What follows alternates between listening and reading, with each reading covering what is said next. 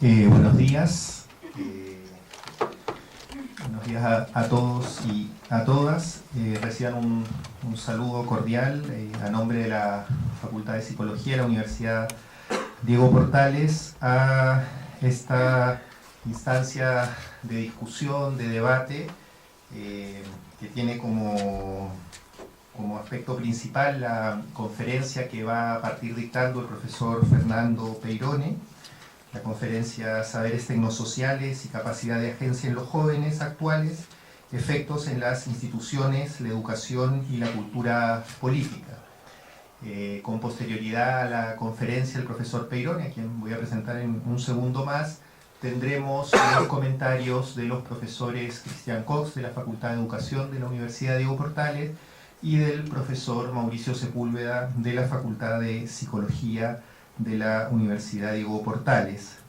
El profesor Fernando Peirone nos acompaña esta semana. Ha estado trabajando con el Núcleo Milenio en autoridad y asimetrías de poder.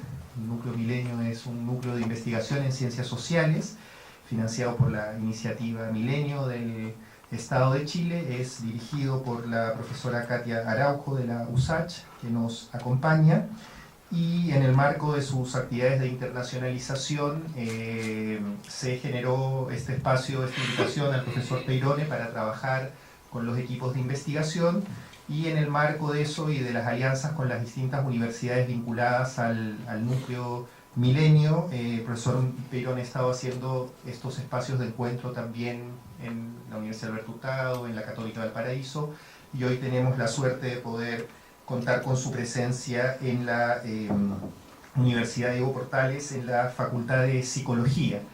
Esta actividad ha sido organizada, como decía, fundamentalmente desde la iniciativa Milenio, del Núcleo de Autoridad y Asimetrías de Poder, y también en una alianza entre la Facultad de Educación de la UDP y la Facultad de Psicología, en particular el programa de investigación social en infancia y juventud de la facultad, coordinado por el profesor Mauricio Sepúlveda, y donde trabaja también Ana Vergara, ambos vinculados también al núcleo Milenio. Para nosotros como facultad también es importante, y agradezco especialmente al profesor Cox también la posibilidad de fortalecer estos diálogos entre psicología y educación, que siendo facultades que estamos al lado literalmente y con muchos temas en común, tenemos pocos diálogos y pocos desarrollos e intercambios académicos. Entonces también esperamos que esto sea una posibilidad, una iniciativa para avanzar en ese diálogo. Dicho eso, y yendo ahora a lo más importante, contarles a ustedes que Fernando Peirone es el director del Observatorio Interuniversitario de Sociedad, Tecnología y Educación, una iniciativa donde convergen la Universidad Nacional San Martín, la Universidad Nacional de José Paz y la Universidad Pedagógica Nacional, y además director del programa de Saber Juvenil Aplicado de la Universidad Nacional de San Martín. Es docente y coordinador de las Tecnicaturas Informacionales de la Universidad Nacional de José Paz, docente e investigador del Instituto de Altos Estudios Sociales de la Universidad Nacional de San Martín, fundador de la Facultad Libre de Rosario y cofundador del Foro para el Debate Social de las Nuevas Tecnologías.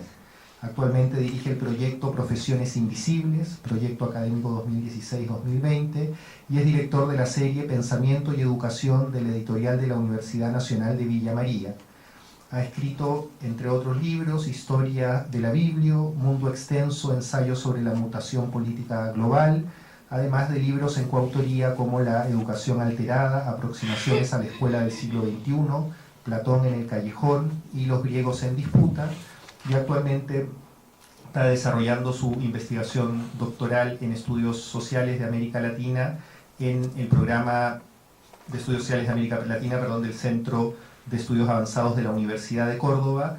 Y Fernando tiene una enorme trayectoria en la investigación empírica, en la reflexión conceptual, en el análisis de políticas públicas, en este cruce entre juventud, tecnología y educación, que es un poco el marco general de esta conversación. Así que muchísimas gracias, Fernando, por estar con nosotros, y te damos la palabra para tu presentación. Buenos días a todas y todos. La verdad que el gusto es mío, realmente. me da la posibilidad de poner a consideración ciertos derroteros de pensamiento y de investigaciones que siempre hace falta ponerlo y exponerlo frente a otros para obtener devoluciones y pareceres. En este caso en particular me interesa también mucho poder hablar frente a un auditorio básicamente de jóvenes, porque voy a hablar de jóvenes. Prácticamente todo lo que voy a referir va a estar relacionado con, supongo, experiencias de vida de ustedes mismos, con lo cual me parece, además de inquietante, muy interesante.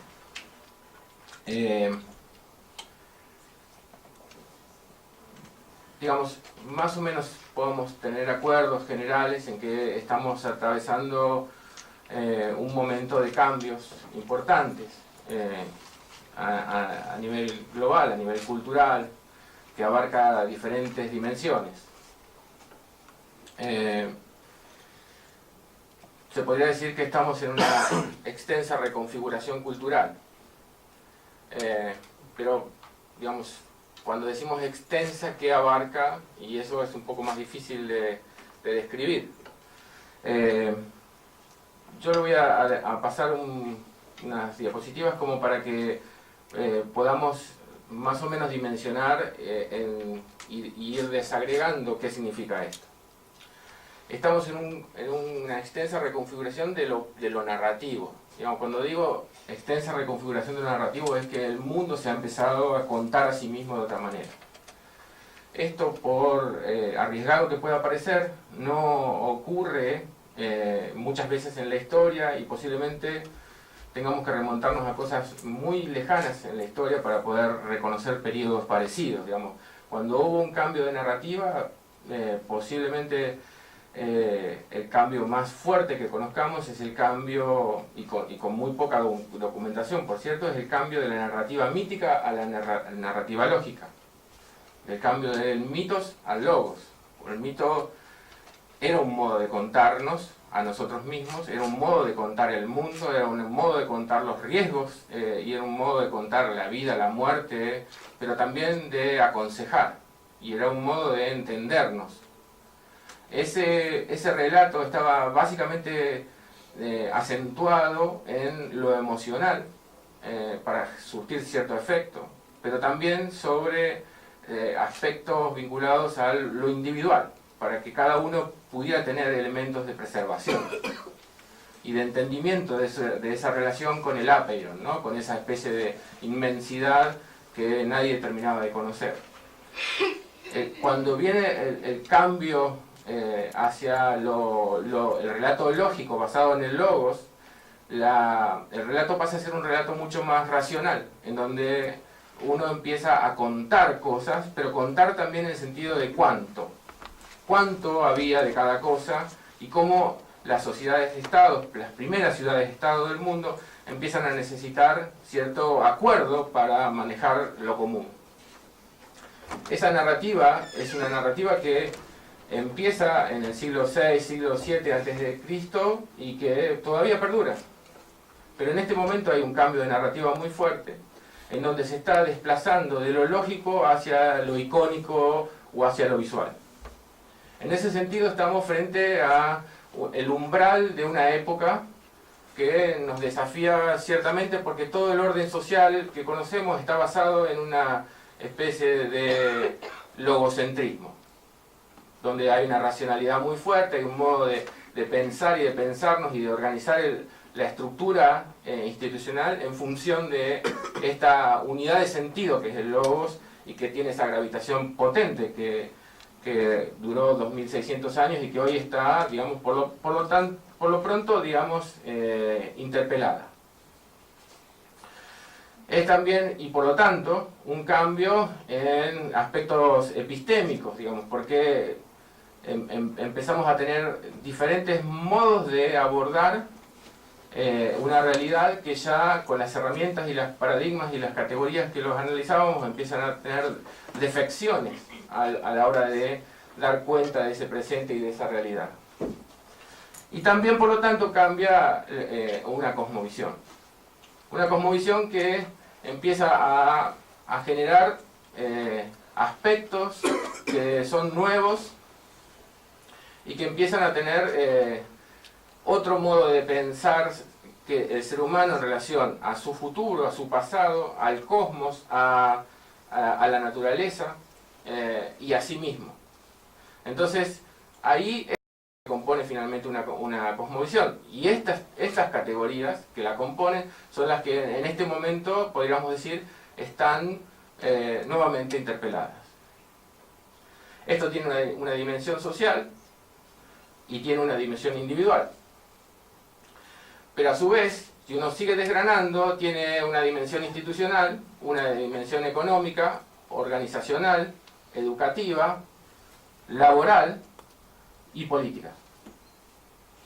Por lo tanto, estaríamos frente a una reconfiguración global de enorme magnitud, posiblemente sin antecedentes en la historia, por la dimensión que tiene, por el nivel de implicancias que tiene. Hay muchísimas maneras de llamar a esto, porque digamos, justamente las diferentes maneras de denominar a este proceso o a esta época dan cuenta justamente del extravío, del desconcierto y un poco de la zozobra que estamos pasando todos para entender y abordar y explicar lo que está sucediendo.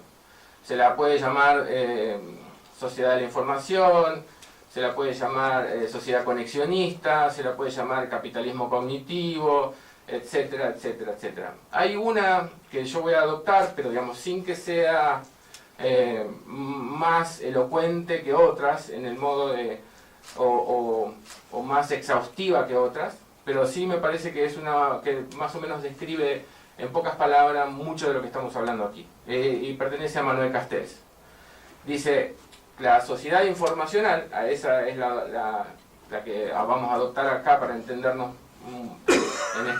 en esta charla, es el orden social emergente que deriva de las nuevas pautas de organización tecnosocial y que en cada asentamiento humano adquiere características propias vinculadas a su historia, su geografía y su trayectoria. Esto quiere decir que cuando hablábamos de una reconfiguración global, con todos estos aspectos que decíamos antes, no se expresa de la misma manera en ningún lugar.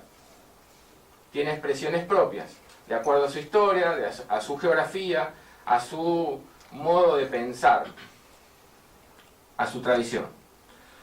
Entonces, sin embargo, a mí me gustaría ampliar un poquito esto que dice Castells y apelar a dos dimensiones o dos aspectos que me parece que describen y complejizan, pero me parece que ayudan también a pensar lo que estamos tratando de explicar.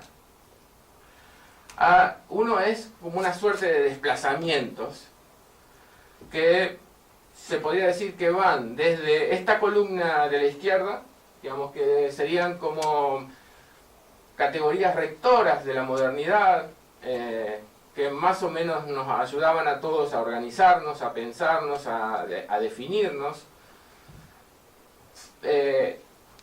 frente a una nueva lista de cosas que empiezan una vez más, vamos a usar la palabra interpelar, porque creo que es bastante apropiada para lo que estamos tratando de explicar, que es esta otra columna, ¿no? Digamos, una columna que evidentemente está dando cuenta de un desplazamiento, o por lo menos de la presentación de una alteridad, ¿no? Una alteridad que, digamos, se pasa de lo real a lo virtual, de lo sólido a lo líquido, de lo seguro a lo ambiguo, de lo estable a lo relativo, de lo profundo a lo extenso y de lo nacional a lo global. Ahora, no es un desplazamiento y no es que esta columna haya perdido vigencia, de ninguna manera. Sigue siendo vigente, es más, sigue siendo hegemónica, pero empieza a tener una alteridad que la complica. Esta otra empieza a presentar otro tipo de paradigmas. Entonces, hay en estas dos columnas una relación, pero es una relación con ciertos ruidos, digamos, ¿no? Que hace que, digamos, no sea un diálogo, no sea un desplazamiento continuo, sino que sean como, en todo caso, la presencia de una alteridad que complica. El otro aspecto que me gustaría remarcar es este otro, el de ciertas desconexiones, ¿no? ¿A qué llamo desconexiones?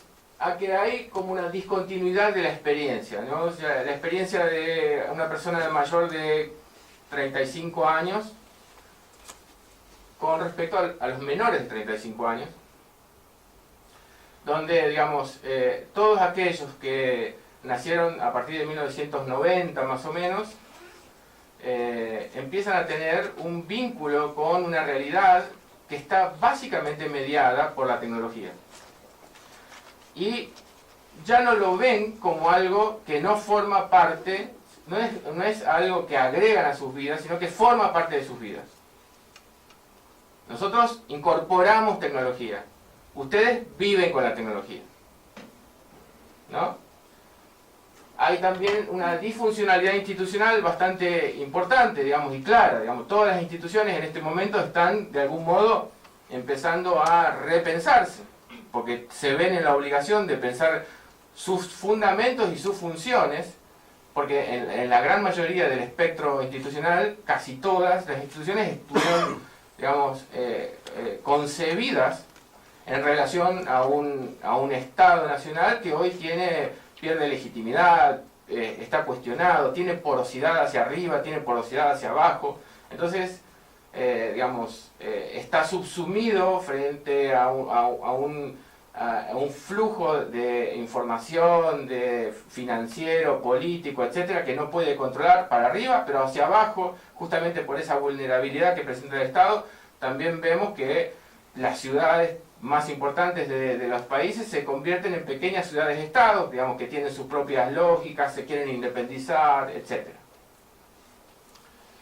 Pero hay también una disyunción epistémica, digamos, porque evidentemente hay como un corte, una ruptura, un desagregado de otro modo de entender las cosas.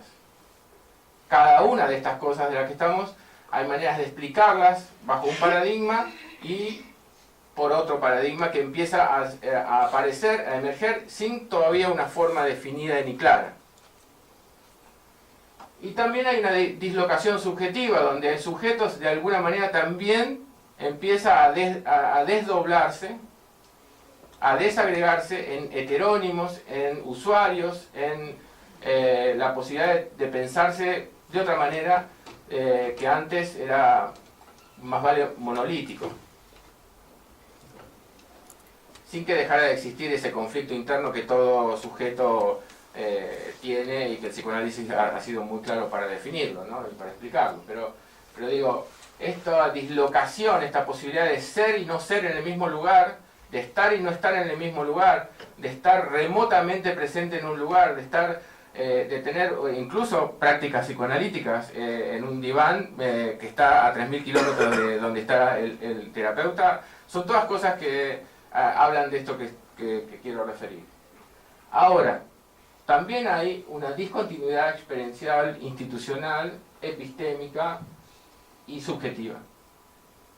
Y hay una disfuncionalidad experiencial, institucional, epistémica y subjetiva. Lo mismo que hay una disyunción de ese tipo y lo mismo que hay una dislocación de ese tipo.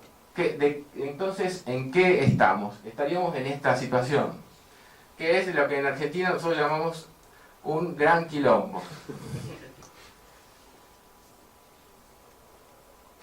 ¿Me van siguiendo hasta acá?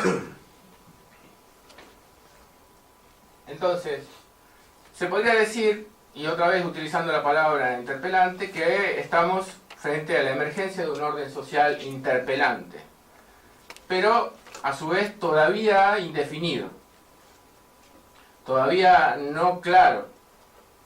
Tiene más, digamos, poder destituyente que instituyente.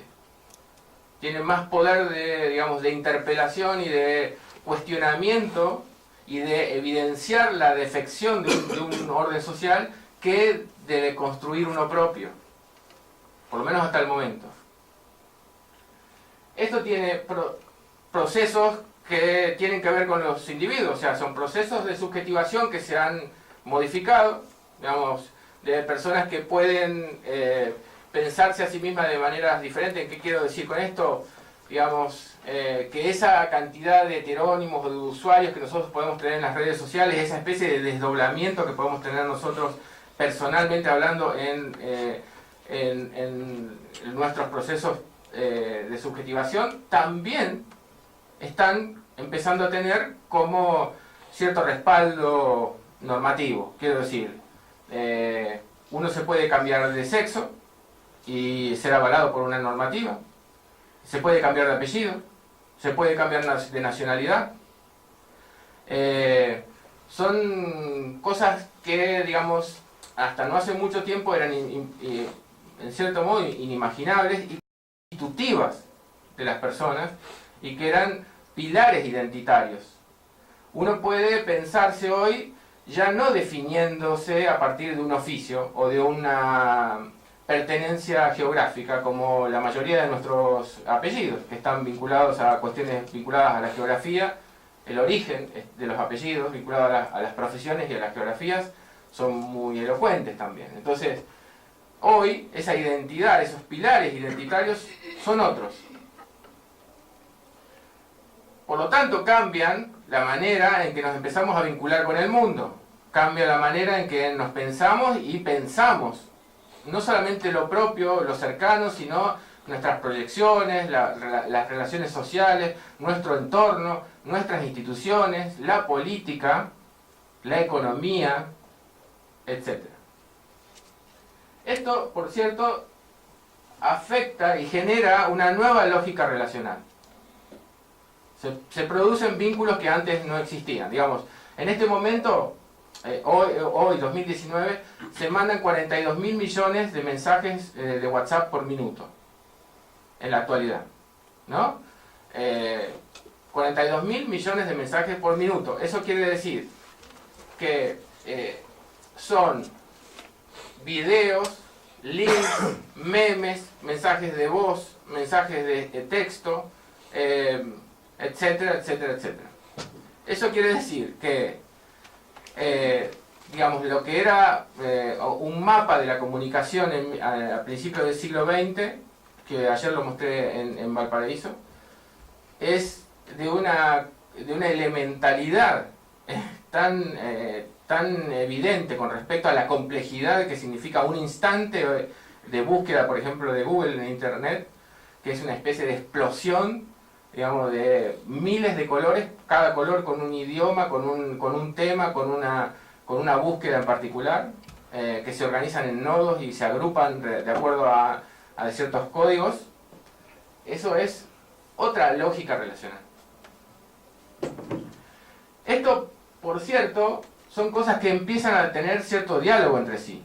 No son, digamos, compartimentos estancos. Son procesos de subjetivación que tienen otra manera de empezar a vincularse con el mundo y que empiezan, a partir de esta lógica relacional nueva, empiezan a generar como cierto diálogo y a potenciar esta especie de emergencia de un orden social interpelante. Ahora, ¿qué pasa con lo nuestro, con lo propio, con nuestras academias, digamos?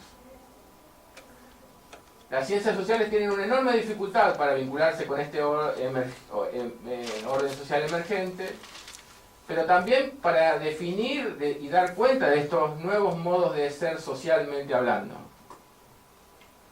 Entonces, hay como un ruido importante que, digamos, no está pudiendo dar cuenta de eso.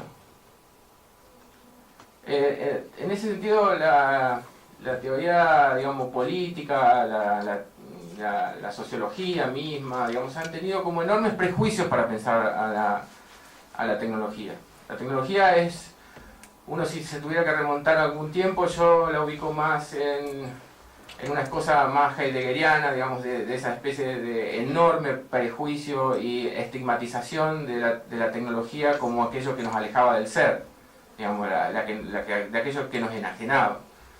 Y también, digamos, de la Escuela de Frankfurt, que todo el tiempo habló sobre la cultura, digamos, las industrias culturales como aquello que, digamos, estaba, o la sociedad del espectáculo, como aquello que estaba con una tecnología que traccionaba y, digamos, debilitaba al sujeto y lo sujetaba hacia otra cosa, ¿no? Entonces, digo, hay algo ahí que está bueno que empecemos a mirar, si bien hay muchos autores como Latour, como el propio Castells, etcétera, que han trabajado en la tecnología.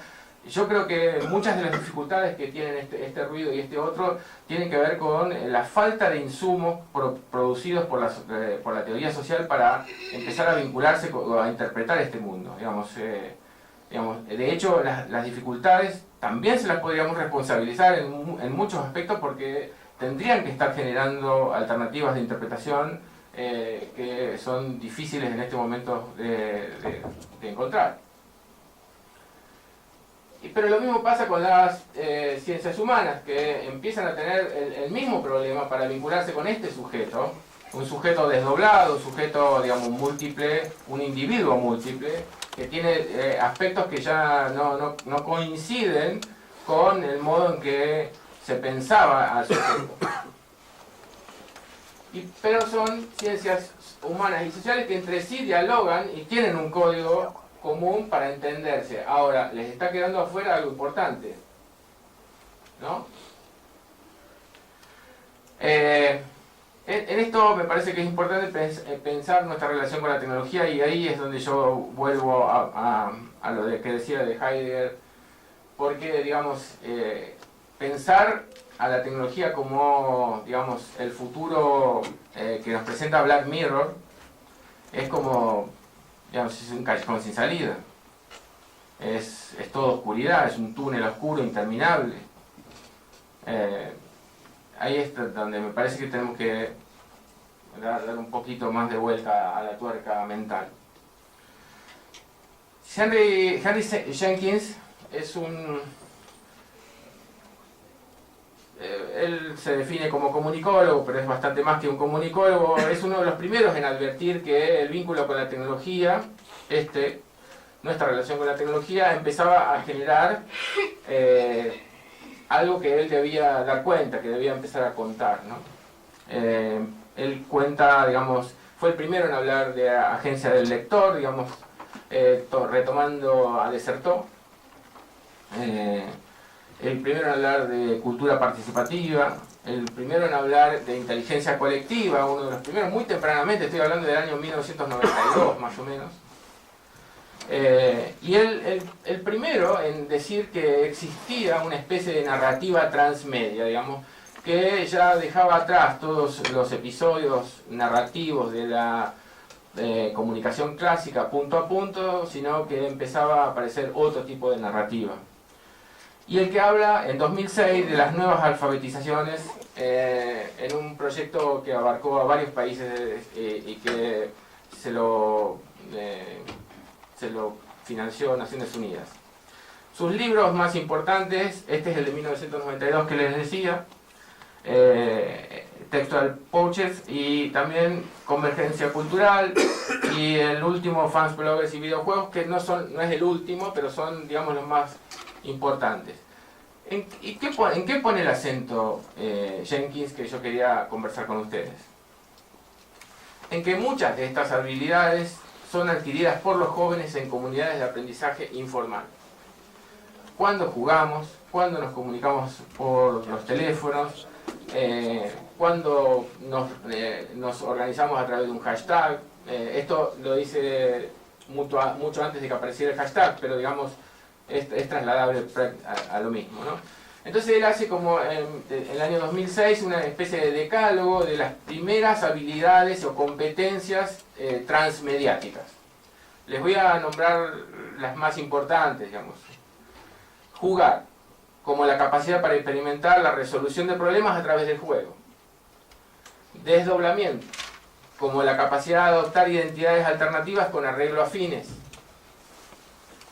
Apropiación, como la capacidad de remixar contenidos y darles otros significados que no tenían originariamente.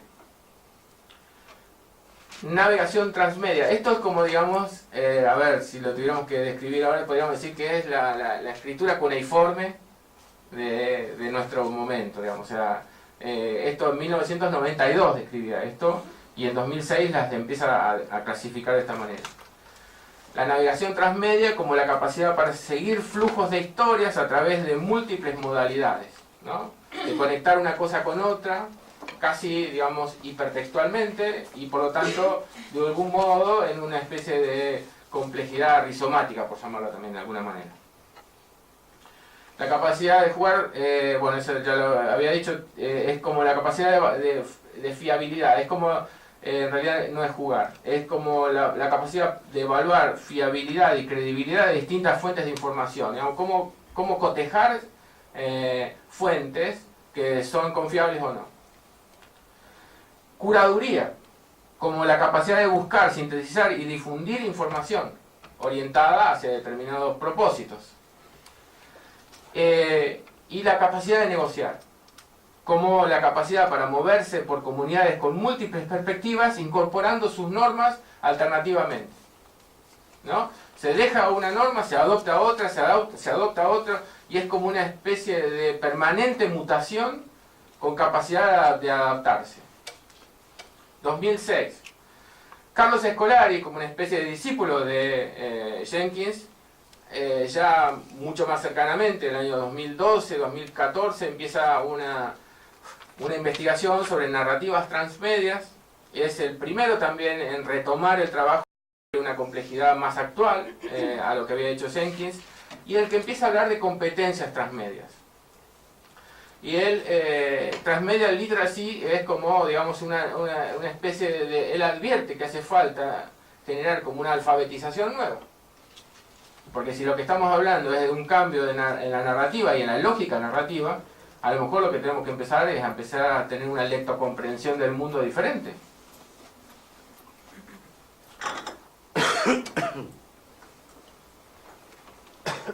Él lo hace con estos dos libros, básicamente. En 2015 es un libro de él, pero en 2018 esto es un trabajo que hizo con adolescentes, medios de comunicación y culturas colaborativas, que hizo en 8 países, un equipo muy, muy grande, que se hizo tratando de encontrar cuáles eran las claves de esa alfabetización transmedia. ¿Y qué es lo que se preguntó? Se preguntó qué hacen los adolescentes, los jóvenes, con los medios de los que disponen. Ustedes, digamos, ¿qué hacen con las computadoras, con los videojuegos, qué hacen con los teléfonos celulares, con internet, con las redes sociales, etcétera? Entonces él descubre que, digamos, retomando el trabajo de Jenkins, que por eso yo lo pongo como Jenkins más Scolari, porque de hecho es eso. Él retoma aquellas 10 habilidades detectadas por Jenkins y parte de eso y lo convierte en 8 áreas de desarrollo, que son estas, que son la área de producción, etcétera. Son estas 3 y estas 5. Y después él lo abre a 44 competencias de primer nivel, que después se desagregan, no me cabía en la pantalla, por eso no lo ven, se desagregan en 192 más. O sea, pero digo, vean cómo de las 10 originales se abren a una serie de áreas, después se complejiza en 44 y después a 192.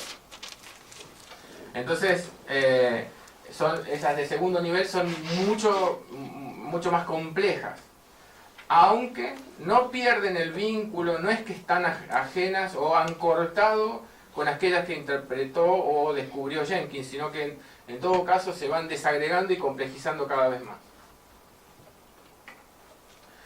Entonces, a mí me parece que es oportuno preguntarse si no estamos frente a una nueva episteme. Episteme como lo entendía Foucault, ¿no? Digamos, como los códigos culturales que rigen el lenguaje, los valores, las técnicas, las prácticas, los intercambios, las teorías científicas, los esquemas perceptivos y las filosofías que explican el orden social. Eso es, en términos Foucaultianos, una episteme. Cualquiera de todas estas son otras a las que eran hace 20 años atrás. Entonces, cabe preguntarse si no estamos frente a una nueva episteme. No necesariamente uno se la tiene que preguntar por la experiencia personal, es una pregunta que es válida, digamos, más allá de, digamos, ciertos círculos áulicos. Pero son importantes empezar a evaluar la posibilidad de la emergencia de una nueva episteme. ¿Por qué? Porque esto implica un orden social diferente con características de organización política, institucional, económica, doméstica, profesional, diferentes. La episteme moderna, digamos, recuperando un poco la columna que les había mostrado antes, es una episteme que todavía tiene como un vínculo y una interacción muy concreta con todos estos, digamos, esta columna rectora de sentido y productora de sentido. Ahora, lo que está pasando es que aparecen todo esto que decíamos antes y que describieron Jenkins y Scolari como un saber nuevo que empieza a gravitar en el modo en que, por ejemplo, se organiza el mundo laboral, el modo en que se organiza el conocimiento, el modo en que se organizan las instituciones, el modo en que se organizan las comunicaciones. Entonces, estaríamos aquí, con un saber tecnosocial. Ahora voy a detenerme un poquito en qué es el saber tecnosocial, que si bien no gravita de un modo tan importante como la episteme moderna, que todavía tiene vigencia y, como les decía antes, es hegemónica, digamos, empieza a tener un crecimiento cada vez mayor y empieza a tener una alteridad que ya no puede pasar desapercibida y que empieza a tener una influencia en el orden social también.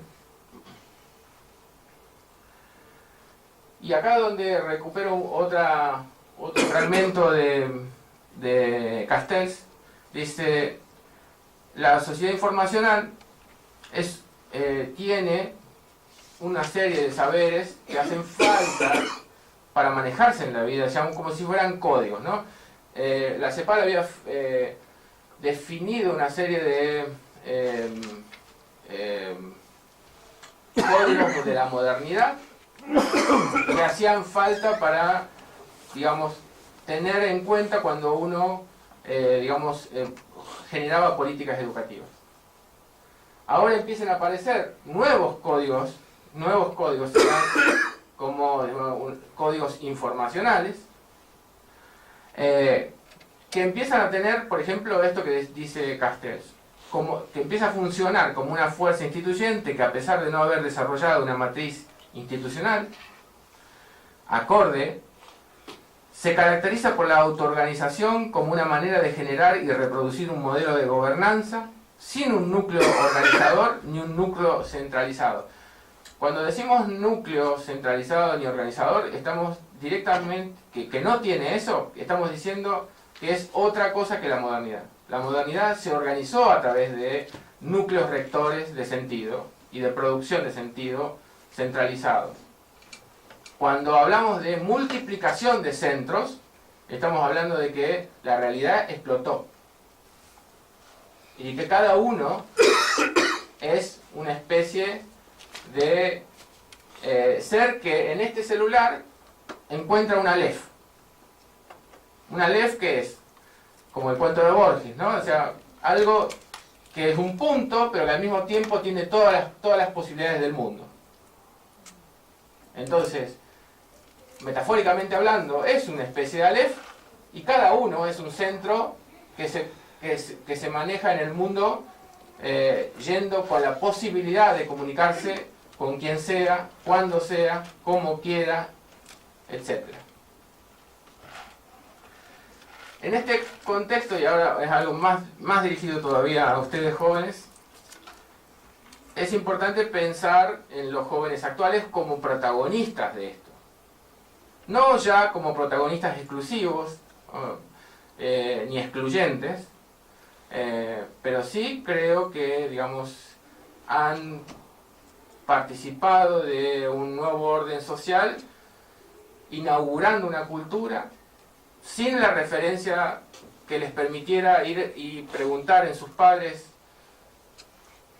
cuando tenían una dificultad cómo resolverla. Ya no tienen esa referencia. Ahora, ¿nosotros los consideramos interlocutores intelectuales nuestros, a los jóvenes? ¿En qué medida hay una escucha abierta hacia lo que dicen? ¿Qué significa para nosotros una exposición en redes sociales? ¿Y qué significa para un joven?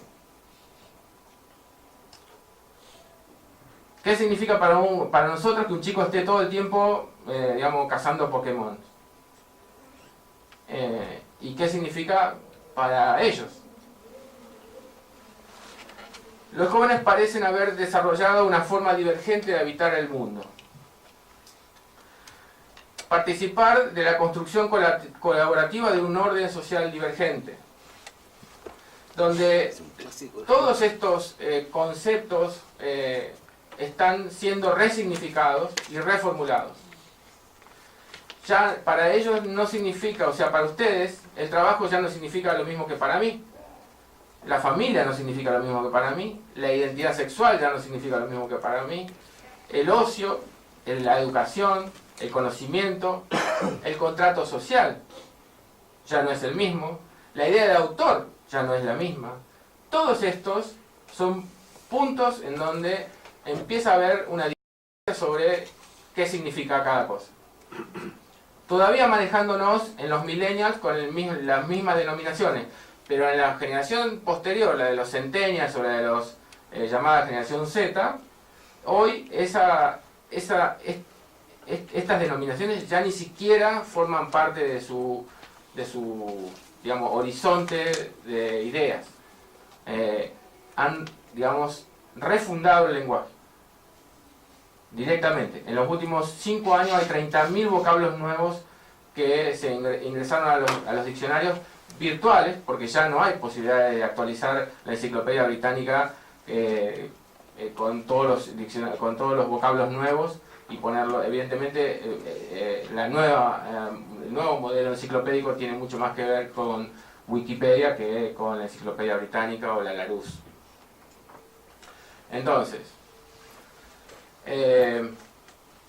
el saber juvenil o pensamiento informacional, voy a describir ciertas características, ya arrimándome un poco más al final. Tiene capacidades interactivas altamente desarrolladas, competencias en el manejo instrumental de fuentes y datos simultáneos, porque digo, si no parece que estuviéramos hablando muy en abstracto, ¿de qué significan estas habilidades que tienen ustedes?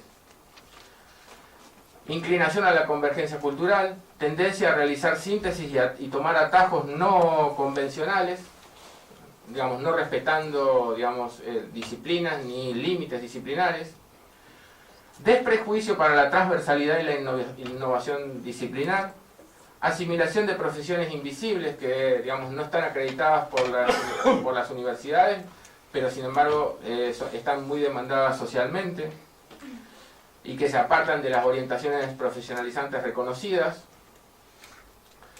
hábitos heterodoxos de consumo, apropiación, elaboración y producción cultural, una actitud lúdica integrada al trabajo. Esto podrían ser como, digamos, los componentes del saber tecnosocial. Alta capacidad de improvisación, disposición a la recreación estética, digamos el remixado, afición por el intercambio y los aprendizajes remotos, producción de conocimiento asociativo, fragmentario, paralelo y no secuencial, habilidad para reconocer y ajustarse a cambios de patrones, resistencia al disciplinamiento y al conductismo, relativización de la utilidad de los contenidos escolares y de los títulos habilitantes, elevado nivel de ansiedad, eso también forma parte de la vida de los jóvenes. Cuando el WhatsApp que mandamos no tiene el tilde azul, parece que se desmoronará el mundo, pero bueno. Concentración intermitente, eso también es así. Entonces, como para ir terminando, los agoté a todos, ¿no?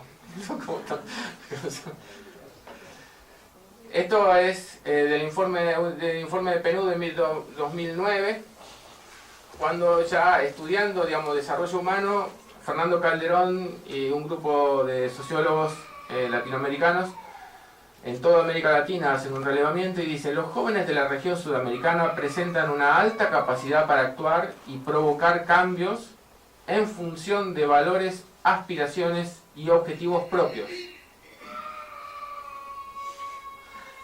siendo las mujeres las que más han desarrollado esa potencia social. Esta capacidad de agencia, así la llama el equipo de PNUD, que presenta una importante vinculación con las tecnologías interactivas, refleja las destrezas para plantearse y alcanzar metas personales, pero también revela la capacidad social de reaccionar ante la percepción de injusticia y los desajustes entre aspiraciones y logros. Fernando Calderón, posterior a 2009, hace una investigación sobre lo que llamaban los nuevos movimientos sociales, incluido el de los estudiantes chilenos.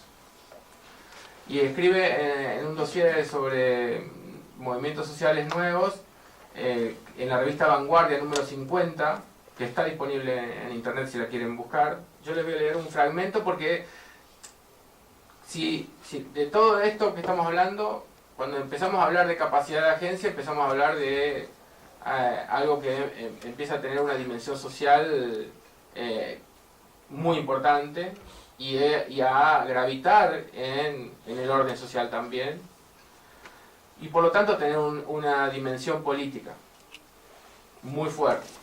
Cuando hablamos de los nuevos movimientos sociales, por lo tanto, es así. Y ellos dicen, esto lo escribe con Alicia Smukler, y dice, el artículo se llama Los jóvenes en Chile, México, Brasil, disculpe las molestias, pero estamos cambiando el país. Identificamos a la generación actual de jóvenes como la generación de la tecnosociabilidad. La tecnosociabilidad, y ahí la definen, es la experiencia cotidiana de comunicación e intersubjetividad asociada al uso de Internet y teléfonos móviles con sus múltiples utilizaciones y aplicaciones, a partir de lo cual es posible pensar en un nuevo tipo de politicidad, entendida como la búsqueda de un nuevo sentido de la vida y de la política, y que esta emergencia está relacionada en buena medida al uso socialmente incluyente que los jóvenes hacen de las TIC. Y para un poco poner fin a esto, vamos a definir saberes tecnosociales, ¿no? Defino los saberes tecnosociales como la experiencia y la reflexividad que gravita tanto en los procesos de subjetivación como en la lógica relacional, en las acciones colectivas y en la reconfiguración institucional a partir de un modo divergente de apropiación, reapropiación, elaboración y producción de la cultura actual. Son el producto de la acumulación de habilidades y competencias que se fueron desarrollando con la sincronización del avance tecnológico, la masificación de Internet, los dispositivos digitales y la autocomunicación de masas. ¿Cuáles son los problemas de la escuela frente a estos jóvenes? no puede enseñar satisfactoriamente lo que se propone, no puede incorporar los nuevos modos del saber al esquema institucional, o no logra interesar a adolescentes que han desarrollado una forma divergente de estar en el mundo, no logra interactuar con esas identidades dinámicas que tienen los jóvenes, no logra acompañar los procesos de subjetivación actuales. ¿Y cuáles son los problemas de los jóvenes frente a la escuela? Se perciben a sí mismos de un modo diferente al que los considera la institución, experimentan una temporalidad y una espacialidad fragmentaria y recombinante, sin correlato con la lógica y los ambientes escolares. Se han desclasificado de los estándares interpretativos y no pueden ser evaluados adecuadamente. No disponen de modelos vivos que les sirvan de referencia para afrontar los requerimientos de la sociedad conexionista. Se ven empujados a construir su propia lógica relacional. Participan de una nueva esfera pública que interpela la vigencia y la funcionalidad de las instituciones. Transitan una experiencia cognitiva divergente. Producen saberes fundamentales para la interacción con su mundo y el futuro común, pero que no son tenidos en cuenta por las instituciones. Interactúan en red y en una multiculturalidad cosmopolita. Tienden a una lengua universal convergente. Y hasta aquí llegamos. Muchísimas gracias.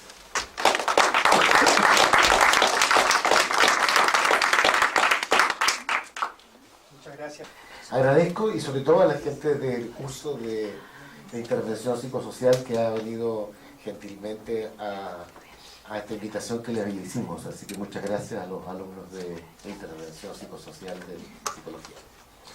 Miren, pues nada, voy a partir haciendo un comentario de la exposición que he escuchado del profesor, y quiero decir que por lo menos para mí hay dos elementos que son fundamentales en este tránsito que nos invita, digamos, el profesor. Por una parte, yo creo que se mueve en un movimiento contrario, digamos, a una tendencia mayoritaria, digamos, de pensar la tecnología en sí desde un lugar metafísico prácticamente, y en cambio, digamos, se mueve a pensar, a localizar la tecnología en sus usos, en sus prácticas, y a mí eso me parece, digamos, un elemento fundamental para poder aproximarse de otro modo, y no aproximarse como si estuviésemos trabajando sobre un objeto metafísico y nos referiremos solamente a él directamente, sino lo aborda a partir de una pragmática, lo cual a mí me parece que realmente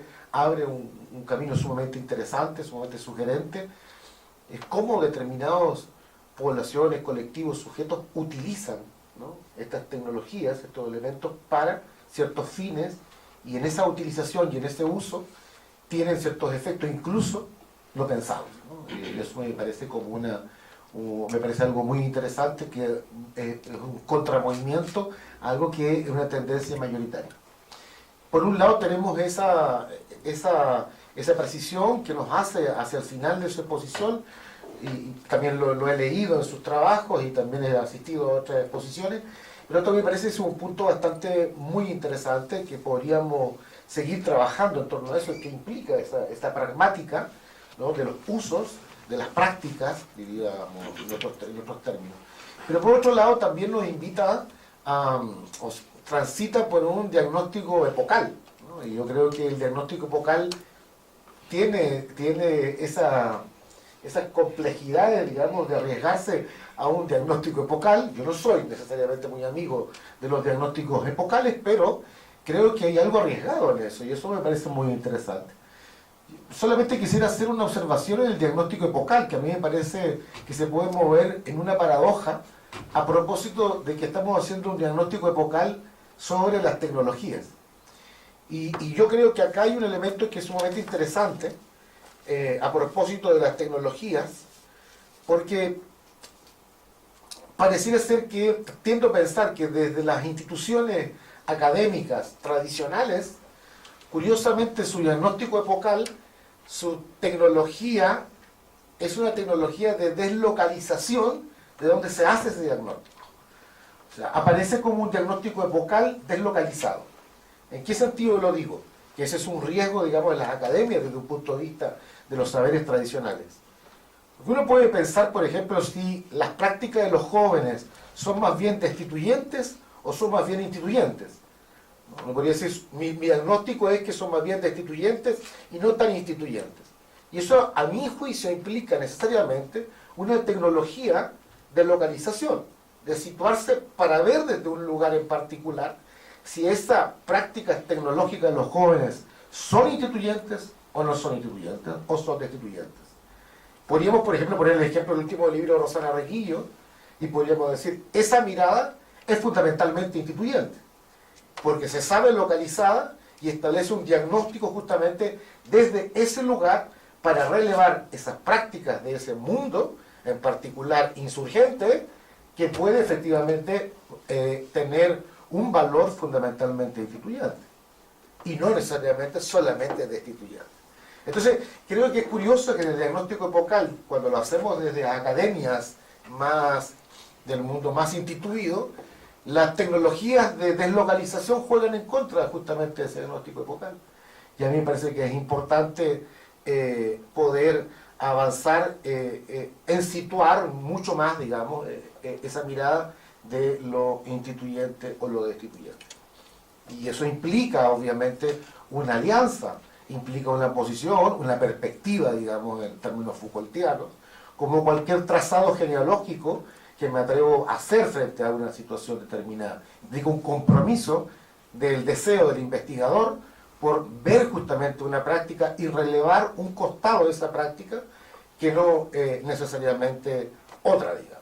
Por lo tanto, creo que un diagnóstico epocal debe de tratar de ir en contra de sus propias tecnologías de la deslocalización de ese diagnóstico epocal. Y yo creo que eso nos permitiría, digamos, poder entender, tener una alianza mucho más clara, digamos, con lo que queremos enunciar de ese mundo, digamos, que estamos aproximándonos a él. Yo veo tres elementos que voy a traducir, digamos, que en el fondo que el profesor Peirone nos propone, y que yo creo que son tres elementos dichos, digamos, en otra clave probablemente, que creo ser que son fundamentales para poder entender este mundo, digamos, que nos propone el profesor. Yo creo que son tres elementos que los puedo decir. Yo creo que no podemos pensar estos saberes emergentes y estas prácticas emergentes si no recurrimos a la noción de imaginarios tecnológicos. Yo creo que la noción de imaginarios tecnológicos, a partir por lo menos de las propuestas de Cornelius Castoriadis a propósito de la fuerza de lo instituyente, a mí me parece que es un elemento que sería una clave importante, que también tú nos lo propones, pero lo leo, digamos, desde esa perspectiva, y ya diré un par de cositas sobre esto al final de mi comentario. Esa es una línea muy importante. Estoy pensando en los imaginarios tecnológicos, desbordan incluso la concepción aparatista de la tecnología, ¿no? Los imaginarios tecnológicos van a desbordar necesariamente una concepción del aparato tecnológico. Si no podemos pensar que esos imaginarios tecnológicos operan sobre la carne, no necesariamente sobre los aparatos, digamos, ¿no? Y por lo tanto ese imaginario tecnológico se localiza, digamos, de la visión aparatista, y por lo tanto, digamos, desborda y transita por otras zonas que no dejan de ser muy interesantes. Pienso, por ejemplo, en las prácticas farmacológicas, pienso en las prácticas interventivas sobre el cuerpo, que obedecen necesariamente a imaginarios tecnológicos que obviamente transitan en sus límites hacia lo poshumano o lo transhumano, y ese debate es un debate abierto aún. Yo me inclino más por pensarlo del costado de lo poshumano. Por otro lado, tenemos otro segundo eje que también veo presente en la exposición del trabajo del profesor, un eje que podría llamar como una ficción ontopolítica. Y esa ficción, obviamente, ontopolítica que atraviesa tu narrativa, dicha en mis claves, digamos, de recepción, me parece que invitan, digamos, a pensar cómo estos cuerpos conectados, ¿no? Son cuerpos fluidos, cuerpos flujos, digamos, no son cuerpos interconectados. Y por lo tanto, esa noción cartesiana del cuerpo, esa noción limitada de un cuerpo definido, creo que se reconfigura necesariamente a partir, digamos, del uso de estas tecnologías, y a partir, digamos, de todo el trabajo interventivo incluso en las propias imágenes corporales que uno puede ver circular a través de la red. Pero el estatuto del cuerpo no es igual al estatuto ontológico. Creo que justamente lo que va a pasar es que la naturaleza misma de ese sujeto, digamos, la naturaleza misma de ese cuerpo, la naturaleza misma de esa entidad, ¿no? Yo creo que empieza a repensarse efectivamente. Se piensa ya no como un lugar limitado, definido, concluido, sino por concluir. Y por lo tanto ya hay una lógica más vinculada, digamos, a todo lo que es el tecnocuerpo, etc. Obviamente esto también se proyecta en la línea de repensar la política, por eso llamo una ficción ontopolítica, que abre posibilidades, invita a abrir posibilidades. Por lo tanto, los imaginarios tecnológicos, las ficciones ontopolíticas, yo creo que son dos ejes que son fundamentales y que están presentes en la exposición, pero que, bueno, claramente yo los leo, digamos, y los digo a partir, digamos, de mis claves, digamos, de lectura, y que probablemente pueden dialogar y pueden, digamos, enriquecerse. Una tercera línea que a mí me parece la más complicada probablemente, es lo que uno podría llamar como umbrales del reconocimiento. ¿No? Son umbrales del reconocimiento que al mismo tiempo pueden jugar como umbrales del desconocimiento. De alguna manera proyectar una imagen de la juventud, las juventudes emergentes o las culturas juveniles emergentes tecnologizadas, puede, obviamente, reconoce y pone en el reconocimiento un conjunto de prácticas.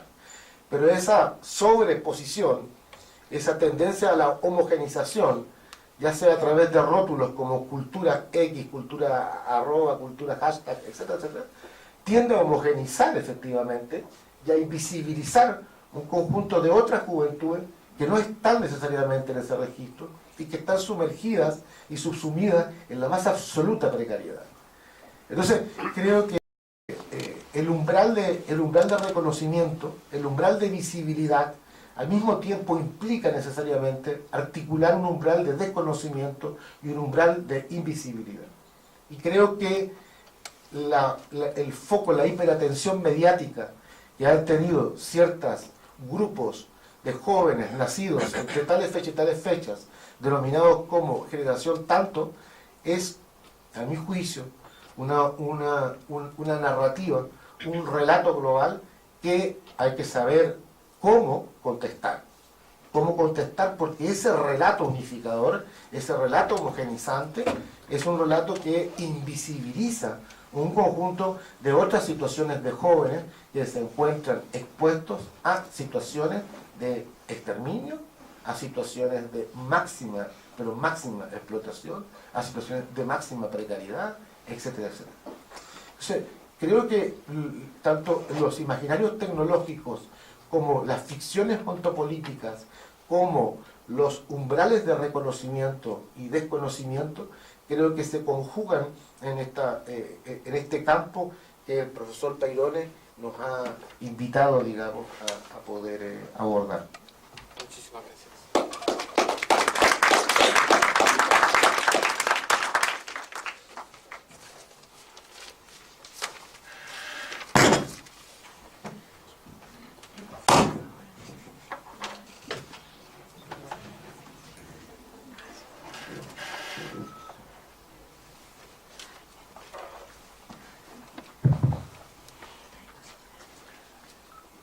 Muy buenos días y muchas gracias a la facultad y al proyecto Milenio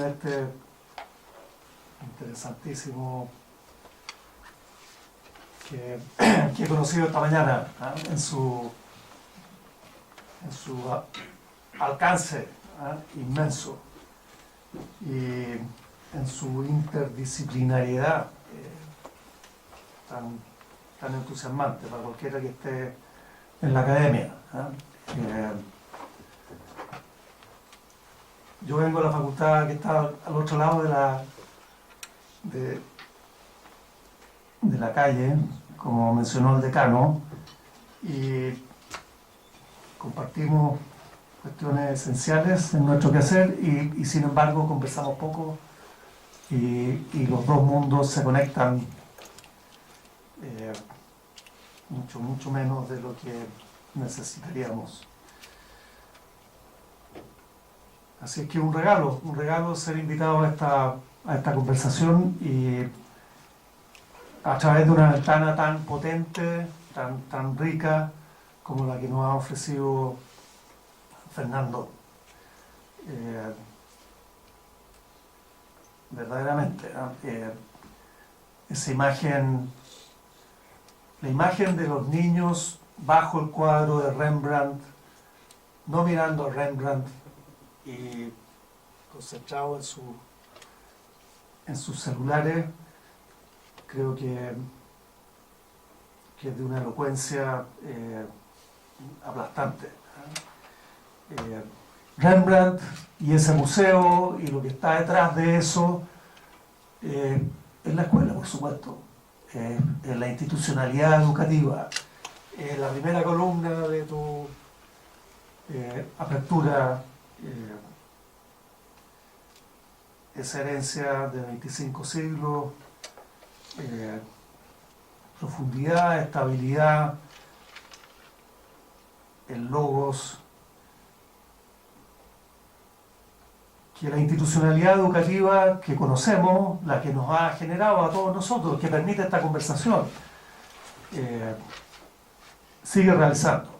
En esta mañana en Chile hay 2 millones de alumnos que están en unos contextos parecidos a esto, en una conversación infinitamente más cerca de tu primera columna que este mundo nuevo que la está, como señalaste reiteradamente, Fernando, interpelando y obligándola a cambiar y a repensarse y haciendo muy difícil su quehacer.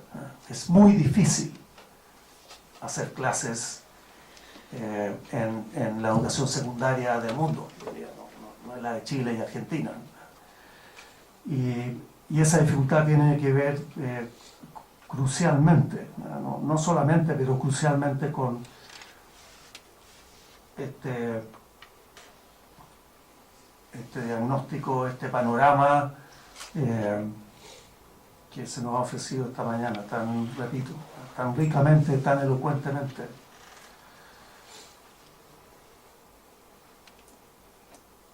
Quiero apuntar, junto con esa imagen de los niños en el museo,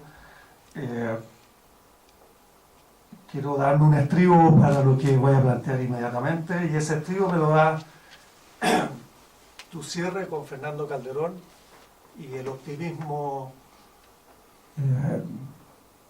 alto, a mi juicio, con que ese análisis, que no cuestiona su validez, concluye de que esta nueva configuración tiene en la juventud latinoamericana unas implicancias políticas interesantísimas y que hacen ver con esperanza muy grande esta interpelación. Yo creo importante poner al lado de eso la evidencia también muy contundente de las implicancias directas sobre sociabilidad que tiene el habitar la virtualidad largamente por muchas horas al día y sus consecuencias en el núcleo familiar, en la vida comunitaria, por supuesto en educación.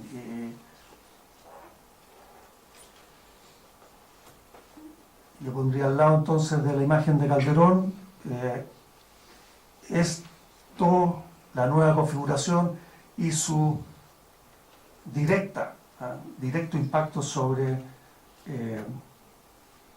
lógicas de constitución de identidades y de prácticas que al final son muy asociales y apolíticas. creo que hay luz y sombra ahí y quiero destacar esa ambivalencia. Bueno, desde educación, ¿qué puede decir un educador? Alguien que trabaja en educación, formando profesores, que ha trabajado en política educacional.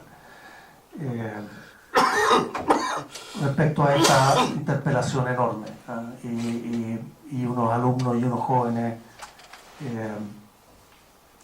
que les cuesta tanto, a partir de sus propias vidas de nuevo tipo, relacionarse con esta institución vieja y vivir en ella largamente, 14 años. Hoy día Chile tiene la capacidad, le costó un siglo y medio formar esa capacidad de mantener estudiando, creciendo, esa es la idea, por 14 años, a todo el grupo de edad. Y en la primera columna tenemos un problema. Voy a plantear tres ideas que van en la dirección de subrayar los puentes, no la brecha, entre estos contrastes que Fernando observó desde distintos puntos de vista. Lo primero, un dato enorme. Más de la mitad, casi el 60% del profesorado de Chile hoy día es en categoría de un trabajo tuyo reciente que se me hizo llegar antes de esta conferencia, millennial o post-millennial. Tienen menos de 40 años.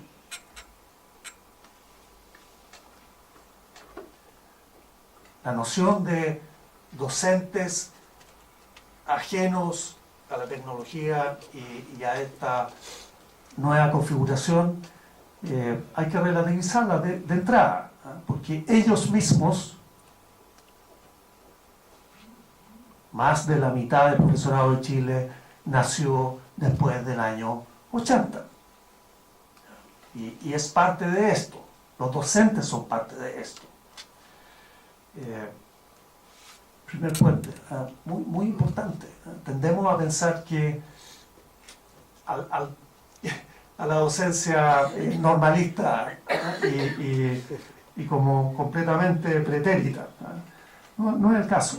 No es el caso. Incluso en Chile, que en términos comparados latinoamericanos tiene una docencia, este perfil etario, con más de la mitad nacido después del año 80, en otros países latinoamericanos es aún son más jóvenes que la demografía del profesorado chileno. Lo segundo, en la dirección de puente, es que la educación nuestra abrazó a las tecnologías desde el momento de la transición en adelante. Es sinónimo. El quiebre político del año 90 en educación respecto a lo que nos ha estado tematizando Fernando, es que las políticas públicas en Chile invirtieron consistentemente en hacer posible el acceso de todos a estos nuevos medios, que hoy día se toman con el aire que respiramos, pero hace 20 años, hace un cuarto de siglo, no eran parte de la educación. Y por mucho tiempo, para más de la mitad de la matrícula, su encuentro con esta tecnología era en la experiencia escolar, no en la casa. Hay, por supuesto, ahí se abre un tema muy grande, tiene literatura, investigación sobre qué significa el acceso y los usos y las distinciones entre usos más activos y menos, y qué significa la barrera docente. Porque en esa época, década de los 90, fines de la década de los 90, efectivamente el profesorado no era nativo de esta tecnología, como hoy día más de la mitad sí lo es. Y ahí había una barrera inmensa, y que limitó la entrada y hizo muy gradual el que la experiencia escolar fuera empapada por esta por la tecnología.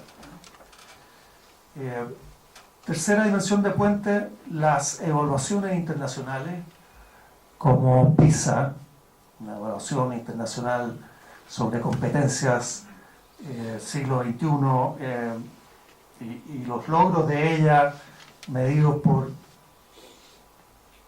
unos dispositivos que no se refieren esas evaluaciones a si sabes o no sabes el currículum, sino que si eres capaz o no de resolver unos problemas propios de la vida, del trabajo, de la participación política, de la construcción de familias, etc.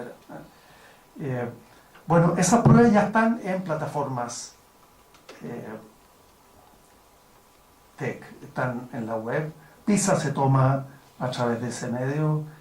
La prueba internacional de ciudadanía, que yo conozco cercanamente, en la que Chile ha participado en las 3 versiones que ha tenido, también va a estar en esa plataforma. Y esa es una señal muy, muy poderosa, ¿no?, para los educadores y la política educacional sobre la necesidad grande de establecer estos puentes. En educación, la barrera más exigente, esta es la que vive mi facultad,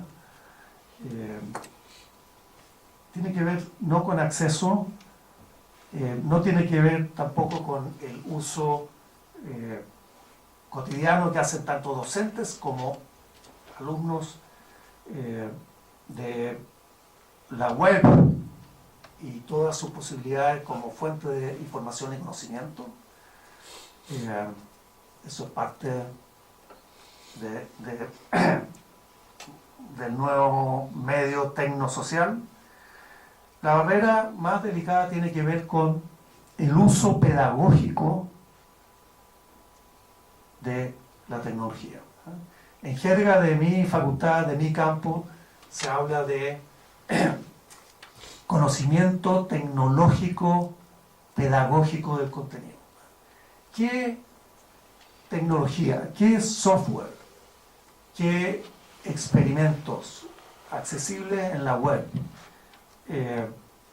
son los que para esta unidad de enseñanza de este concepto en biología potencia completamente mi posibilidad de enseñanza? Esa es la frontera en la que estamos, ese es el tercer piso de este cuento mirado desde la educación, siendo acceso y uso de la web como fuente de información y conocimiento, los pisos 1 y 2. El tercero es uso pedagógico de la tecnología en este núcleo que he intentado referir.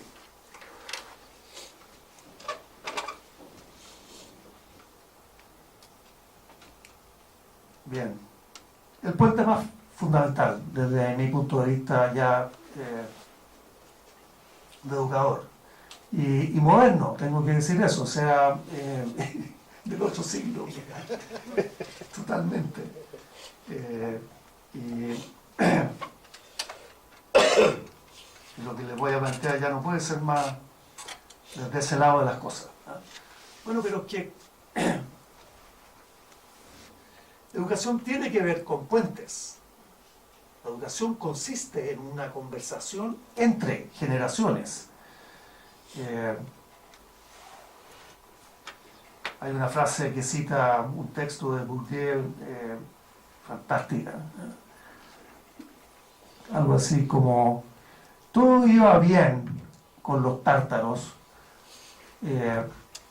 y su forma de comunicar a la generación siguiente mientras enseñaran a cabalgar y no mentir. La educación es sobre eso. Hay que enseñar unas capacidades instrumentales, andar a caballo, crucial para esa cultura, y no mentir, cómo vivir con los otros. ¿Qué ocurre? Eso es lo que al final la La interpelación, la disyunción, la desconexión tiene que ver con qué ocurre cuando ese cabalgar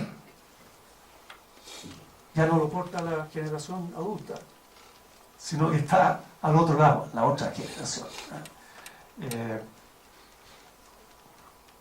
Bueno, ocurre el problema que estamos conversando y que ha sido bien tematizado esta mañana. Pero yo quiero subrayar el otro lado, el no mentir. Y quiero levantar la noción de que al respecto, la educación y lo fundamental de la educación no varía.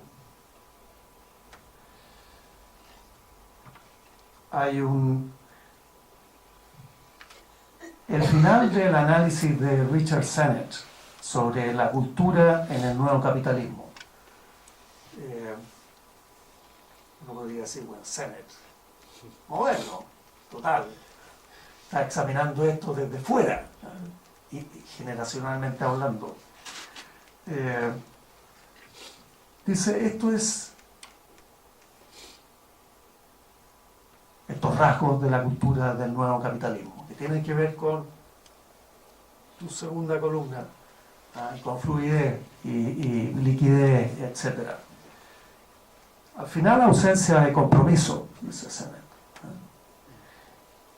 Y él sospecha, y con eso se ve el libro, él sospecha que vida sin eso no tiene ancla y no tiene mucho sentido.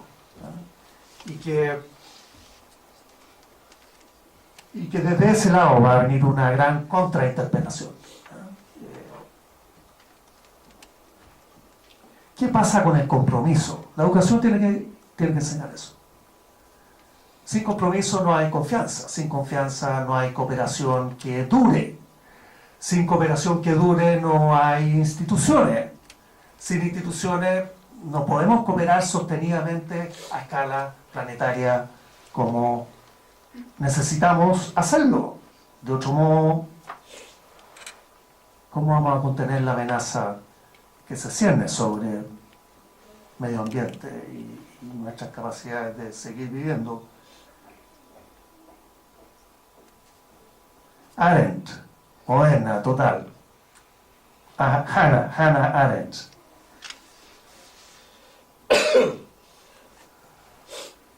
Hannah Arendt en La condición humana dice, la condición humana descansa sobre nuestra capacidad de promesa y perdón. Sin promesa, ¿cómo controlamos la impredecibilidad del futuro? La fluidez, la no confianza. Necesitamos prometernos. Y eso se enseña. Y necesitamos perdonarnos. Y eso también se enseña.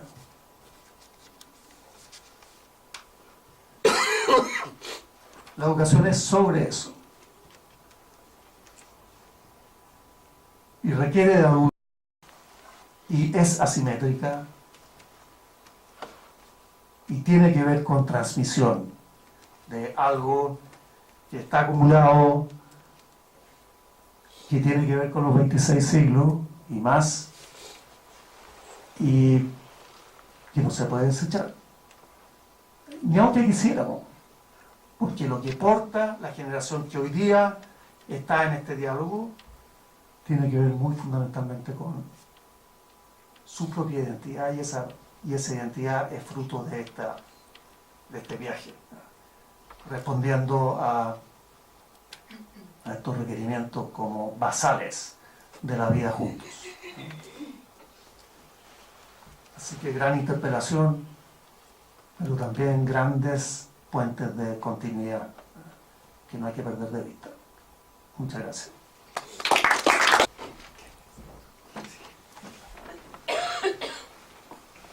Buenos días, creo que aún buenos días.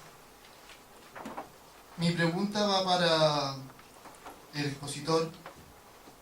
A ver, voy a presentarme un poco.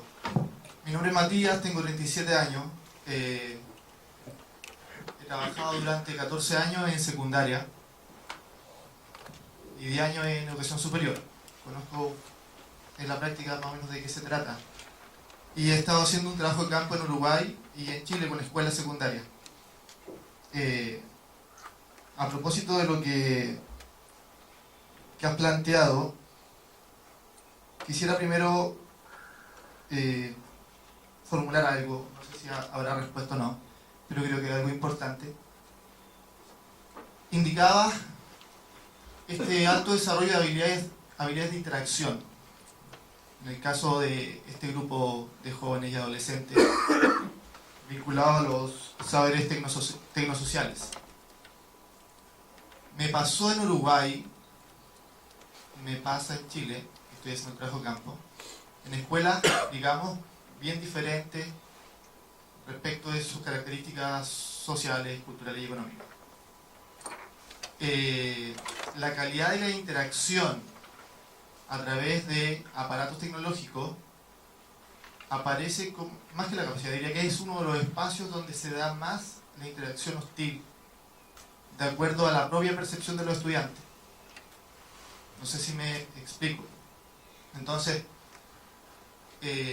contrastaría ese hallazgo que vi en Uruguay, que vi en Chile, con esa afirmación de las habilidades de interacción, porque me parece que en el trato directo entre estudiantes de secundaria no se da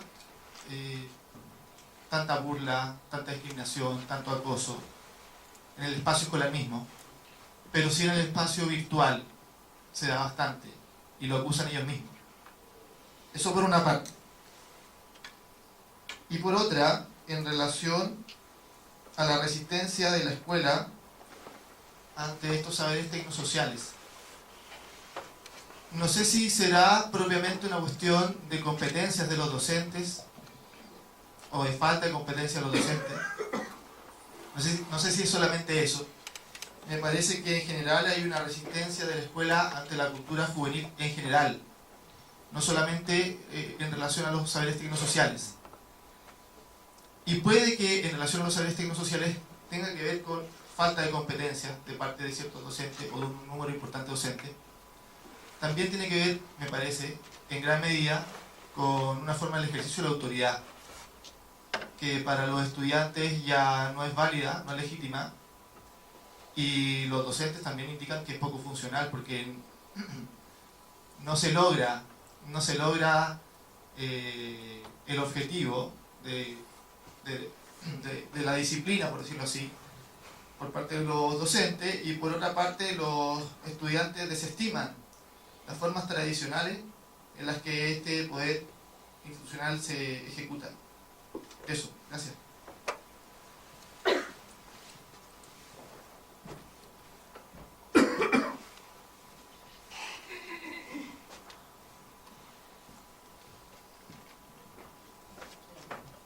Hola, ¿qué tal? Mi pregunta también es para Fernando. Comentaba sobre las habilidades adquiridas, o sea, en relación a lo digital y la tecnología que están en circuitos informales. Pero bien, mi pregunta va en cómo los jóvenes acceden a esos circuitos, porque también son diferenciales. No todos los chicos saben lo mismo o lo usan de diferentes formas, y puede haber algo sobre el gusto, pero también hay sobre esos circuitos en los que están insertos que los estimulan o los convocan a utilizar la tecnología de una manera y no de otra. Y quería saber qué opinabas, o sea, si pesa más la clase social, no solo en cuanto a acceso, sino en cuanto a uso y apropiación de las tecnologías digitales, si son las instituciones, como puede ser la escuela, desde como fue en Argentina Conectar Igualdad, como pasó en Chile también, la provisión de tecnología, si es que la escuela acercó eso, o bueno, si puede ser también el consumo mediático, que sea a través de diferentes tipos de consumos televisivos, digitales y demás, que los chicos se acerquen a eso y luego hagan una búsqueda más individual, si se quiere, online o por comunidades en línea justamente y no tanto el cara a cara. Para relacionar un poco el tema, yo trabajo de desigualdades digitales y bueno, para ver con qué los podemos relacionar en cuanto a las desigualdades estructurales también, ya que hay cierta tensión, me parece, entre lo homogéneo de la cultura juvenil y también la múltiple heterogénea que la misma tiene en sí misma. Entonces eso también hace que, bueno, la cultura juvenil tiene que tener como ciertos conocimientos básicos de tecnología y demás. Bueno, ¿qué pasa con los que quedan afuera? Que iba un poco en línea con el comentario del profesor también. Bueno, eso. Hola. Muchas gracias por su presentación. Estaba pensando respecto a algunas características del saber juvenil que comentaban en su presentación y que varios de esos saberes se han asociado por lo general a esta categoría de millennials, ¿cierto? Y estando muy de acuerdo con lo que mencionaban respecto del carácter homogenizante que tiene esa categoría, me estaba preguntando a propósito de esta emergencia, de este nuevo orden social interpelante, que pareciera que esa categoría interpela a los adultos en el sentido de que los dominan, ¿cierto?, los jóvenes como si fueran millennials, pero me pregunto en realidad si es que realmente los jóvenes se sienten interpelados, por ejemplo, con ese tipo de categoría, pensando como, jamás la pregunta es, ¿los interpela? ¿Funciona como una autocategorización para ellos? A propósito de todas las características del saber juvenil que ya he mencionado. Acá.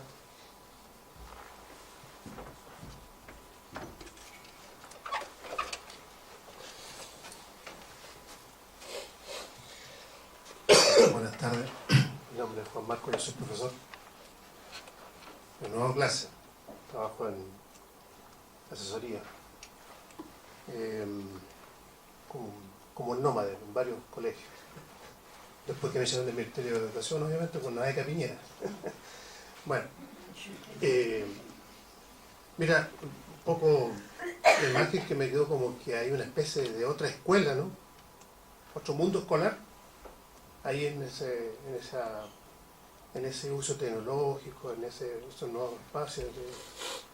Interesante porque antiguamente como que pensábamos que los saberes juveniles eran como contraescuela, pero parece que aquí es una nueva escuela, ¿no? Y para Cristian obviamente la pregunta, mira, ha cambiado el currículum, ha cambiado las condiciones de acceso y hay mucho más conciencia sobre los derechos de la educación. Pero hay un ámbito que no ha cambiado, que es la evaluación. Seguimos con los mismos decretos de hace 25, 30 años.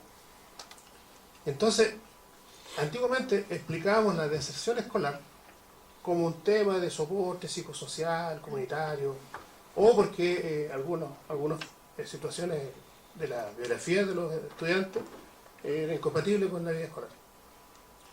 Pero hay una deserción más alta ahora que no se ha explicado. Y está surgiendo lo que se llaman las escuelas libres. Las escuelas libres, ¿qué son? Son grupos de estudiantes dirigidos por un profesor, por un facilitador, que aprovechan, ¿no es cierto?, la ventanita de los exámenes libres para poder aprobar, digamos, sus niveles. Entonces, hay un tema de desescolarización. Hay un tema de que la deserción escolar, pero es solamente de la escuela, o la deserción significa que me reinserto en otra dinámica para aprender. Dejo eso ahí como pregunta. Vamos a devolver la palabra a la mesa, principalmente a Fernando, para ir cerrando. Y bueno, si Cristian, por supuesto, quiere hacer algún comentario respecto a la pregunta directa. Pero Fernando, por favor, para... Sí,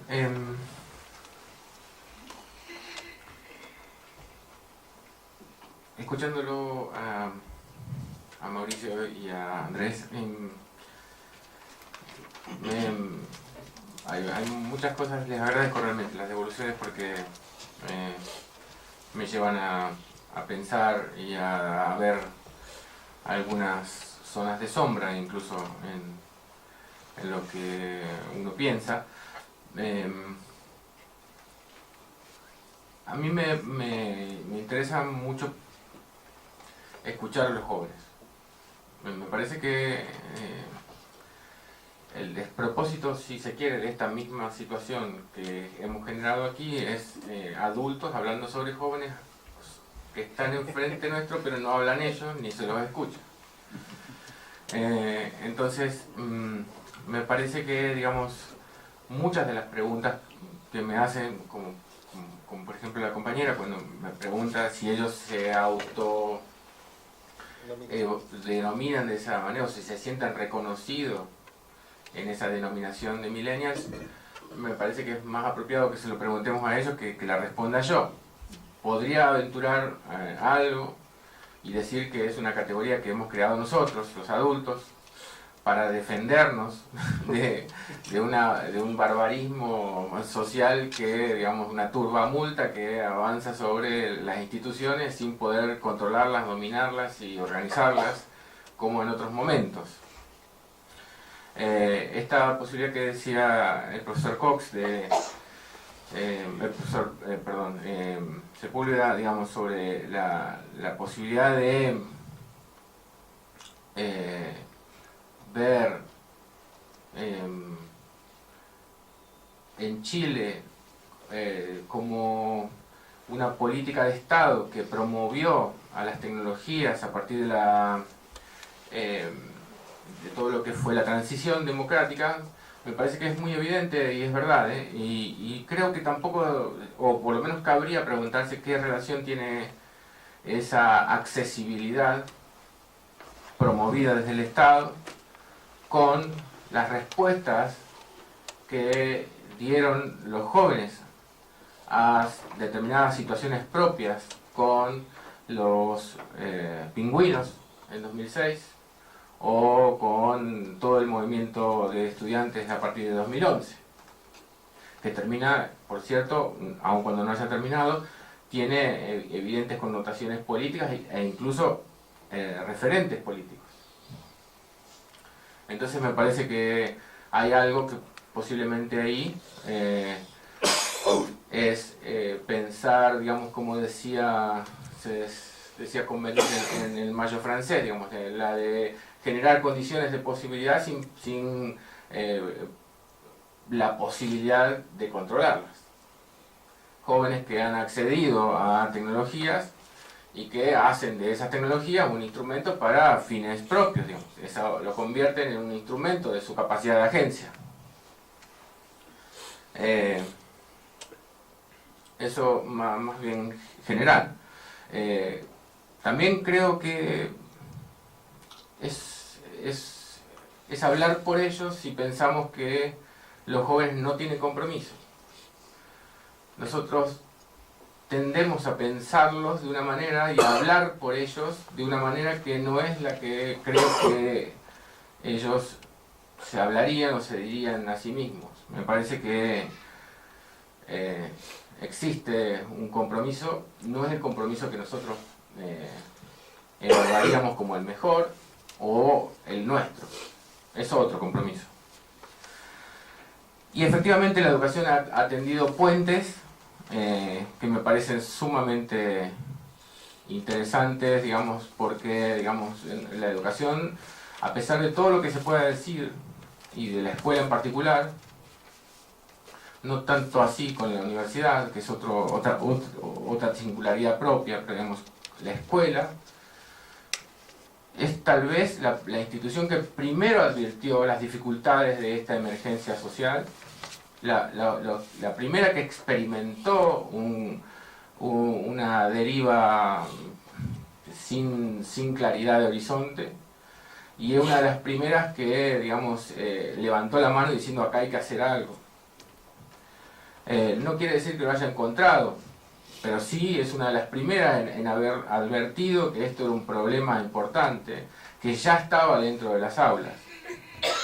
Y también hay que reconocer que el problema del que estamos hablando es antes social y cultural que educativo. Digamos, es primero social y cultural y después educativo. Porque si no estamos pidiéndole a la escuela que resuelva un problema social, un problema cultural. es una consecuencia, digamos, o es un impacto que genera una incomodidad, un reacomodamiento, una interpelación a la escuela, pero no es previo en la escuela. Y que, digamos, si se entendió o yo omití decirlo, me parece importante pensar que esto no es una vuelta de página en donde se deja atrás una historia y se comienza otra. Esto es parte de una continuidad histórica, es parte de un desarrollo histórico que, digamos, tiene años, y muchos años, y donde, digamos, está perfectamente tratado por muchos autores, donde, digamos, esto es parte de una película y no una fotografía congelada que dejó o es de esta manera. Yendo a las preguntas de los compañeros que me hicieron las preguntas, se han hecho estudios acerca de, digamos, la violencia en internet o en redes sociales. Por ejemplo, acoso sexual o pedofilia o, digamos, derivas de ese tipo, no han aumentado. Guardan la misma proporción que existían antes de internet, digamos, la proporción es más o menos la misma. Sí ha aumentado el bullying o el ciberbullying, y es algo que todavía no hay una respuesta, pero sí me parece que, digamos, dentro de, digamos, lo que podría ser cierta conducta axiológica de los jóvenes con respecto a las tecnologías, me parece que, digamos, tienen perfectamente identificado, digamos, cuáles son los problemas. En todo caso, les estamos dando poca participación en la resolución de esos problemas. Con lo cual, otra vez, volvemos a hablar por ellos, o volvemos a analizarlos como víctimas de algo, para lo cual podrían tener muchas respuestas.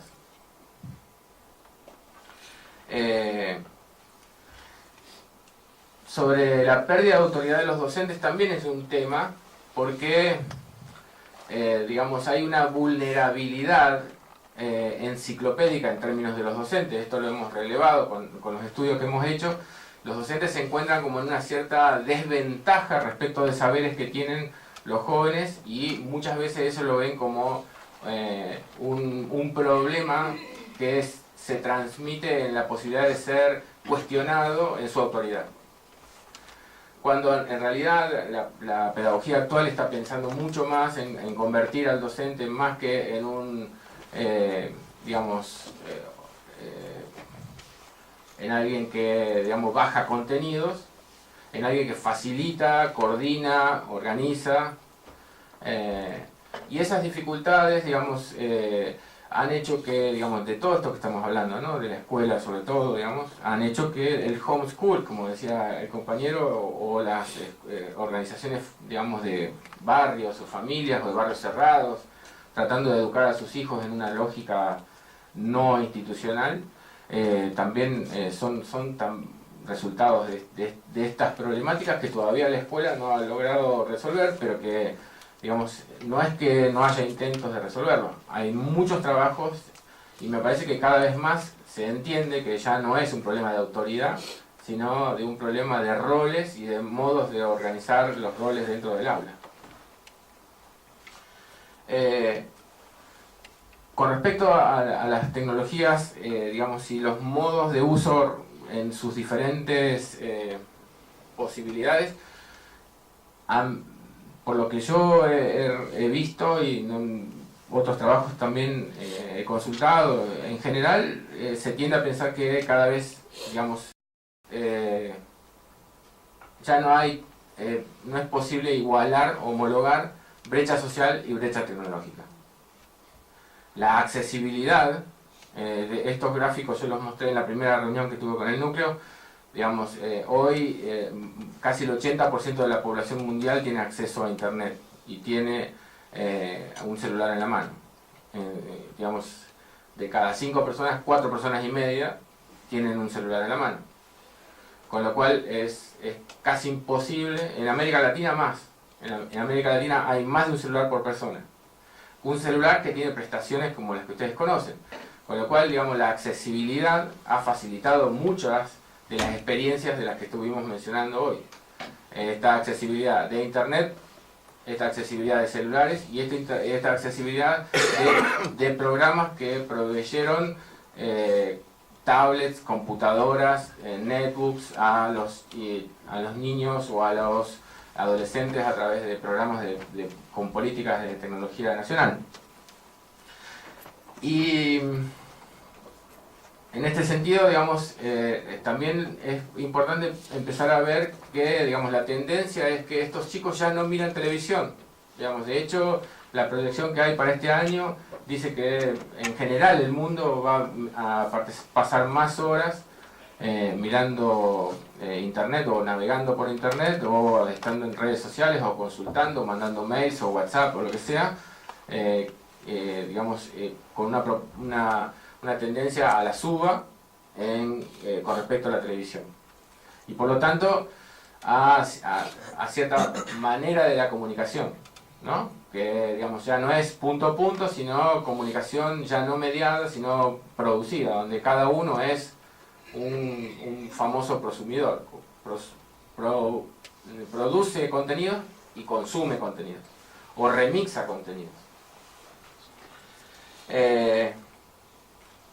Y después hay algo que me interesa también, es que, digamos, estamos hablando de un mundo que tiene estas características que dijimos hace un rato, pero que no podemos dejar de recordar que en cada lugar se expresa de maneras diferentes.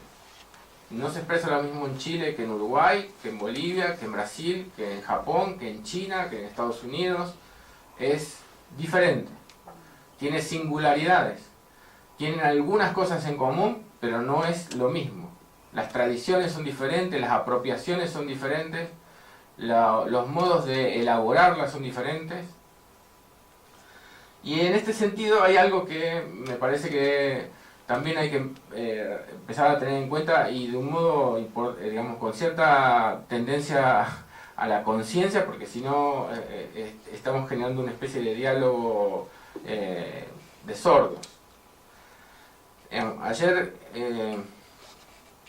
hablando con Lorena, una doctorante de Valparaíso y Viña, me contaba que hizo un relevamiento en escuelas de Viña del Mar y que encontraba, digamos, era sobre el bienestar, y encontraba que muchos docentes describían a los alumnos como aquellos, a los mejores alumnos, donde era evidente que tenían una aproximación a lo que ella entendía que estaba bien. Pero aquellos que se desclasificaban un poco de lo que era su modelo de alumno, aquellos que no entendía, eran catalogados o calificados como incorrectos, como malos estudiantes, etc. Y ahí es donde me parece que tenemos que empezar a ver, digamos, porque estamos haciendo evaluaciones para, digamos, que tienen criterios del siglo XIX casi. Y estamos, digamos, en una cultura que tiene otra lógica absolutamente. Entonces, digamos, la lógica de evaluación tiene una cosa muy parecida a digamos, lo que sería la lógica textual, cuando en realidad estamos viviendo y conviviendo e interactuando con una lógica hipertextual. Entonces, ahí es donde me parece que hay que empezar digamos, a ayornar y a compasarse, porque si no hay una ruptura entre la lógica áulica y la lógica que vive un chico afuera. Estos que parecían sus mejores alumnos, decía Lorena, eran chicos que tenían evidentemente su capacidad de anfibiedad muy altamente desarrollada, digamos, chicos que aparte no les resulta complicado, digamos, porque están acostumbrados a ser anfibios y a vivir en dos mundos, el de los padres, el de la familia, el de la escuela, con respecto al propio. No se parecen en nada. No tienen no tienen puentes ahí, no hay modos de comunicarse casi. Entonces lo que hacen es desarrollar la capacidad de anfibiedad, digamos, que les permite entrar y salir de dos ambientes y ponerse branquias o ponerse pulmones según haga falta. Entonces estos chicos se presentan ante la profesora y hacen todo lo que la profesora quiere, dice todo, se sacan buenas notas, pero digamos cuando salen vuelven a ser parte de esa comunidad. Entonces hay algo, me parece también ahí que se debe, digamos, reflexionar sobre el modo en que evaluamos, porque estamos hablando de un mundo diferente con categorías viejas y que ya no logran describirlo. Me faltaron algunas cosas, pero para no hacer largo. Bien, un aplauso, muchas gracias